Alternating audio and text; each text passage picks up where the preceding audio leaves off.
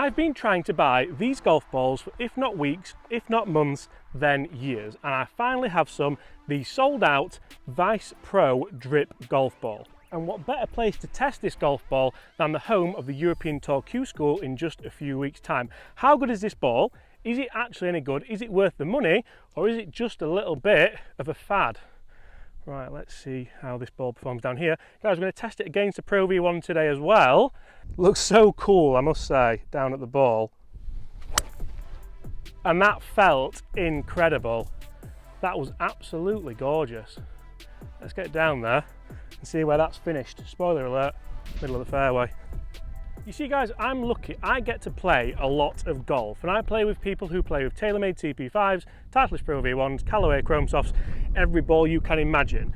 I've never played with anyone that plays with the Vice Pro Drip golf ball. I've never found one, I've never played with anyone that uses one, so I wanted to find out who's buying these golf balls, because you can't get them anywhere. They are sold out on the Vice website. I managed to finally get these on Amazon, and as soon as they were in stock, I was like, bang, bang, them.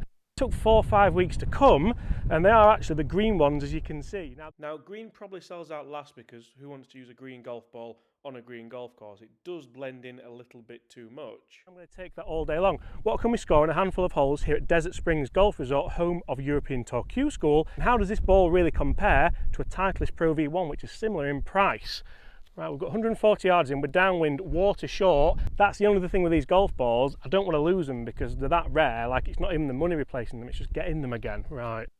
That puts more pressure on this shot, because if you duff it, it goes in the water. Well, there's no duffing that is all over it. Be good. Actually looks quite cool in the air as well. That might have gone in. That was all over it, honestly. The ball looks so cool in the air, you can sort of see the green tinge to it. I'd love to test the red and the orange and the blue. We might have to buy some, guys. Hit that subscribe button if you want to see that and how this ball compares to a PR-V1. So, not quite in the hole, but as you can see, quite good stopping power, and that's exactly what Vice do claim with this golf ball. So what technology is in this golf ball to make it sell out every time it goes on sale? So the Vice Drip is a new edition with luminous colours. It has a lower launch and lower spin for extraordinary penetrating distance. It even says it on here. Guys, I've got to read it off here, otherwise I get it wrong. Improved construction and compression distribution for more distance and soft feel. Unique doodle effect. Colour matching products like you can get towels, caps and things like that. So basically it's a 4-piece construction with a cast urethane cover. It has a size increased high energy speed core, HESC, sounds like a new railway, doesn't it?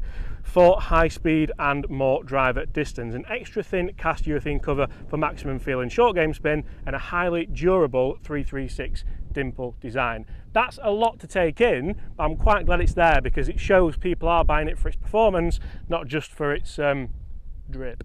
Right. Can we hole the first birdie putt with the drip ball? Now, I've got to say, I think the drip could be off-putting, but straight away as I look down at this, that alignment aid, the thick black line, is perfect. It's really, really good. Break. Oh, you've not hit it, James. Oh, that is in the jaws. Guys, the ball feels nice and soft with the putter as well. We have a little par 3 coming up, followed by probably one of the hardest par 5s in the world. And remember, I'm desperate not to lose these, so you definitely don't want to go anywhere. Now, I must admit, I came into this a little bit sceptical, is probably a fair word. I didn't really want to love it. And so far after one hole, the feel, the performance, yes, we didn't hold that birdie putt, but that's down to me. The only reason I probably wouldn't use this ball is because you can't get hold of it, and that's probably Vice's biggest problem. Is it a manufacturing problem? Are they struggling getting the technology to put the paint on them? I don't know. I mean, I'm even looking for a scuff mark where I hit that pitching wedge, because the grooves will have got right in on that urethane cover, and there's nothing. We've got 140 yards here, slightly into the wind. I'm going to chip an 8-iron and just see if we can keep this ball down. It's a 4-piece construction ball. We should be able to, and for me, when you're spending this much money, I'm going to put on screen now how much they cost for 12, how much I can't remember how much I bought them from Amazon because it's been that long. I'll put that on screen as well, but you can get them a little bit cheaper if you do buy them in bulk. That's what I'd be tempted to do if you do like them, because you just can't get hold of them. Sold out everywhere. Come on, James, this would be a lovely place for another hole-in-one. And this ball, how good would this ball look in a cabinet for a hole-in-one? It'd look incredible. Slight issue with a shot into the wind first. gone quite high. It's just moving on the wind. It felt fantastic. It's going to be on the green. Unfortunately, I've just turned that over a little bit. Quite a difficult shot. Definitely not going in a cabinet on this hole. Good news, we get to test it for performance around the green, which is where a lot of people don't really think, does the ball perform for the price? But I do. So unfortunately there, we have just missed the green on the left-hand side. We've left with quite a difficult chip into the wind. Just how is this golf ball going to perform around the greens for its price? Because this is certainly a shot where you do want to get a bit of spin and kill it into the slope. Oh, that just sat wonderfully. And I also must admit, that distance off the tee into the wind was pretty perfect, even with a little bit of a pull. Next hole. So 2 pars to start with, and I must admit I am absolutely loving the feel, the performance, and to be honest, everything about this golf ball. And I was sceptical. I thought, you know what, it's just a little bit of a craze that people are going through. How does it perform with a driver down a tight par 5 in relation to a Titleist Pro V1? Guys, after this we're going to jump in the studio as well and just see the differences, so make sure you stay tuned for that. We'll go vice first, because this is the ball that we're actually scoring with, that we're playing with. Can we outdrive it with a Pro V1?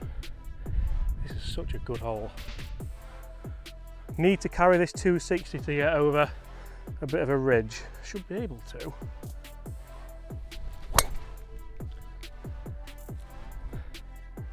Stay there. Not bad, just up that right side. Now let's go Pro V1. We'll try and put a similar swing on it. See what the differences are. This is what I think a lot of people need to do. Get on the golf course, test the golf ball with 2 similar swings, not just in a simulator.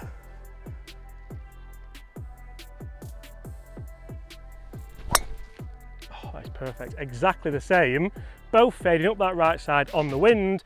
What is the difference with these 2 golf balls? Let's get up there, let's see if we can eagle this par 5 and check the numbers in the studio for ball speed, spin rate, and of course, distance.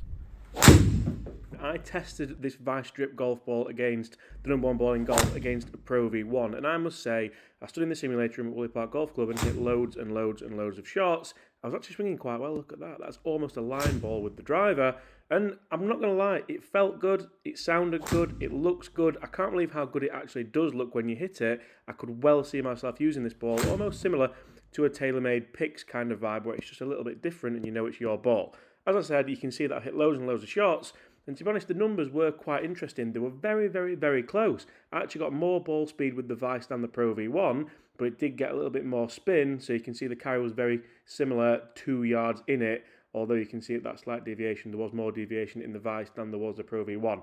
That's probably down to me swinging as opposed to the ball, but still, it is a very expensive ball, but it does stand up to the Pro V1, and you have a little party piece of the paintwork. Let's get back out on this golf course, see if we can break par. Guys, get in the comments below, would you use this golf ball looking at these numbers? So fair to say, not much roll with the Vice ball. That's pitched on the fairway and stopped pretty quickly. I might even clean that actually, because you can see there's a bit of waterworks going on here. The Pro V1 a little bit further up on the right hand side. Can you split those 2 balls? I don't think you probably can, just based on the ground effect, so stay tuned for the numbers in the simulator. And into the par 5 we have 191 yards. Guys, we've actually just done a video on this today as well. That's why it's in the bag, the Tour Edge Exotic C722 utility iron. Right, time to be a hero. Oh yes, yes, yes, yes. It might be in the bunker, but it felt so good, so good. That was absolutely middled. How good is this cover going to be out of wet sand? Come on, up and down. That, be good. Couldn't have played that any better. Well, second birdie putt of the video. All day. Get in. Guys, that is 1 under par on the European Tour qualifying course here at Desert Springs Golf Resort, the home of European Tour qualifying in just a few weeks' time, using the Vice Pro Drip.